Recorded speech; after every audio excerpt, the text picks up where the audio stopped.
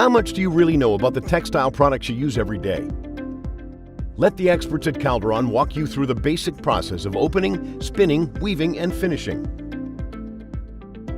Opening separates the raw cotton fibers from waste material, like stems. Other fibers can be mixed in at this stage to create slivers, raw fiber ropes used for spinning.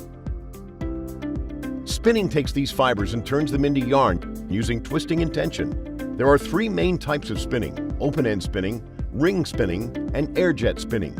Each can create different qualities of yarn and different yarn counts. The smaller the number, the thicker the yarn.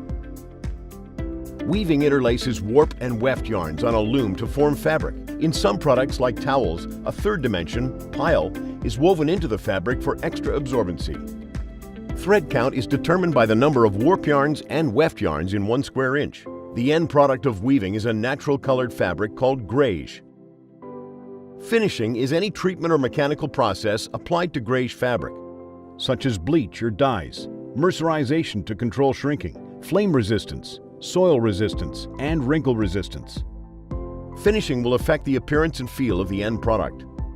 Finally, the rolls of fabric are cut and sewn into finished products, like Calderon's Comfort Weave T180 sheet. The thread count is 180 because there are 110 warp yarns and 70 weft yarns in every square inch of the sheet. This count is written 110 by 70 because warp yarns are always listed before weft yarns. Interested in more information on textile manufacturing? Contact Calderon, the expert in quality textiles, and ask about our exclusive Textiles 101 presentation.